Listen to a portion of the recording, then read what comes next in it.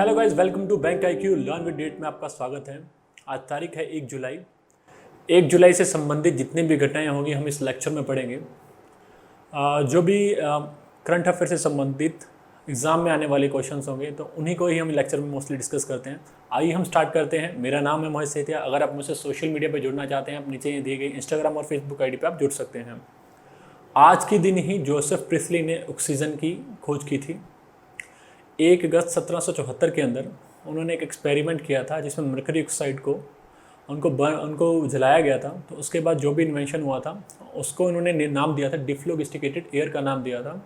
1775 में उन्होंने पेपर में पब्लिश करवाया एक account of further discoveries on air. इस टाइटल के नाम से उन्होंने पेपर में पब्लिश करवाया था।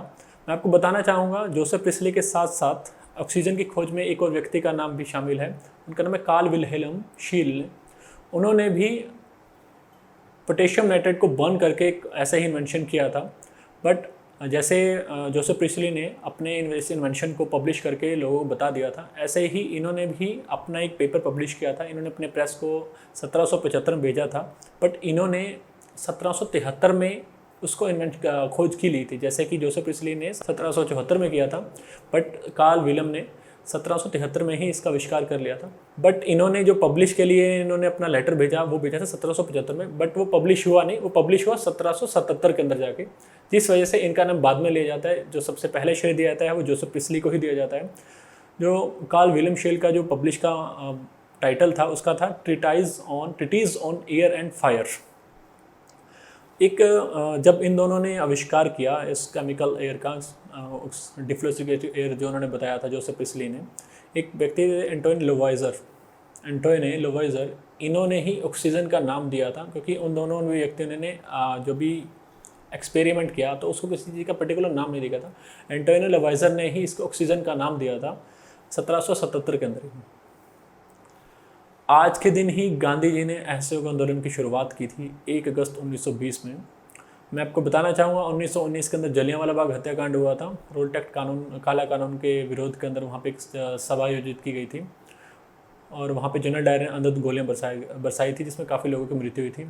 इस पूरे विरोध में, एक जलियांवाला बाग हत्याकांड के विरोध में और रोल टैक्स कानून जो पास हुआ था 1919 में, इस दोनों के विरोध में गांधी जी ने ये निर्णय लिया था एक आंदोलन स्टार्ट करने के लिए।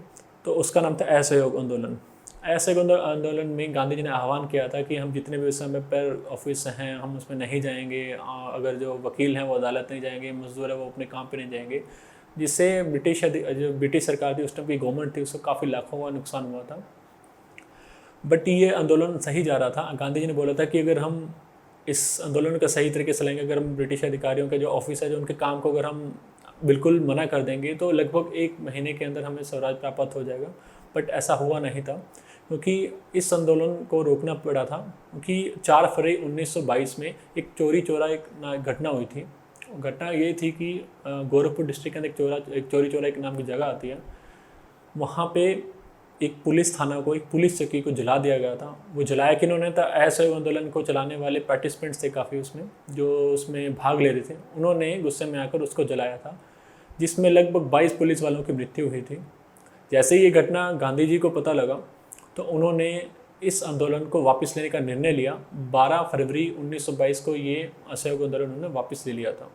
आज के दिन ही 1 अगस्त 1920 में बाल गंगाधर तिलक की मृत्यु हुई थी मुंबई के अंदर। बाल गंगाधर तिलक एक क्रांतिकारी थे। जैसे कि हम सब जानते हैं कांग्रेस के विभाजन के बाद 2 दल बने थे, नरम दल और गरम दल। गरम दल के अंदर 3 प्रमुख नेता थे, लाल, बाल, पाल। ये तीन नाम मशहूर थे। अब इनको बताना, लाल का नाम है लाला लाजपत राय, दूसरा है बाल का मतलब बाल गंगाधर तिलक, तीसरा बाल बिपिन चंद्र पाल। ये गरम दल के सदस्य थे। इन तीनों को लाल, बाल, पाल के नाम से जाना जाता था। बाल गंगाधर तिलक का जन्म हुआ था 23 जुलाई 1856 में। इनका बचपन का नाम था केशव गंगाधर तिलक, इनका बचपन का नाम था। बाल गंगाधर तिलक को जो ब्रिटिश अधिकारी थे वो इनको भारतीय अशांति के पिता कहते थे। बट जो महात्मा गांधी जी थे इन्होंने इनको नाम दिया था the makers of modern India, इन्होंने इनका नाम दिया था। इंडिया इंडिपेंडेंस मूवमेंट के ये पहले नेता थे। भारतीय स्वतंत्रता आंदोलन को संचालन करने के पहले नेता थे।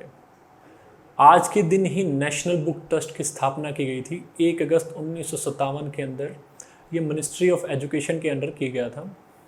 एनबीटी का बेसिकली इसलिए गठन किया गया था कि इंडिया के अंदर कम कॉस्ट के अंदर बुक पब्लिश हो और उसका प्रमोशन किया जाए। जितने भी राइटर्स हैं और पब्लिशर हैं उनको हेल्प की जाए, उनको असिस्ट किया जाए और बाल साहित्य का भी प्रमोट किया गया था।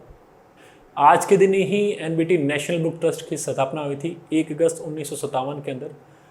जो एनबीटी का जो गठन हुआ था वो मिनिस्ट्री ऑफ एजुकेशन के अंडर हुआ था, बट आज के समय पे ये डिपार्टमेंट मिनिस्ट्री और एचआरडी के अंदर, ह्यूमन रिसोर्स डेवलपमेंट के अंदर आ चुका है, गवर्नमेंट ऑफ इंडिया। जो एनबीटी के फंक्शन थे, इनका मेन फंक्शन क्या थे?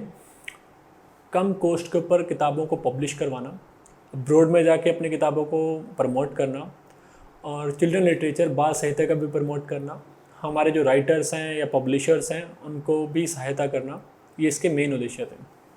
आज के दिन ही पाकिस्तान की जो राजधानी पहले थी कराची, बट उसे बदलकर आज के दिन ही उसे इस्लामाबाद रखा गया था 1 अगस्त 1960 के अंदर। उस समय के वहाँ पे प्रेसिडेंट थे अयूब खान, जिन्होंने इसको चेंज किया था, शिफ्ट किया था कराची से लेकर इस्लामाबाद तक।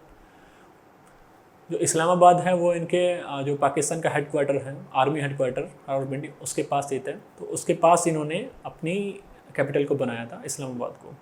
आज के दिन ही एक इंडियन फिल्म एक्ट्रेस और पोइट मीना कुमारी का जन्म हुआ था 1 अगस्त 1933 के अंदर। मीना कुमारी की मृत्यु हुई थी 31 मार्च 1972, लगभग 38 साल के अंदर उनकी मृत्यु हुई थी, बहुत ही कम एज के अंदर।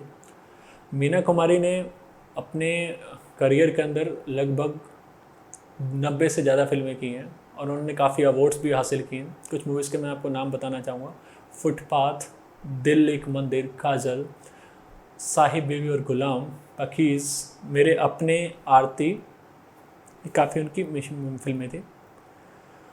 मीना कुमारी ने एक हिस्ट्री क्रिएट की थी 10 फिल्म फेयर अवार्ड पाके 1963 के अंदर।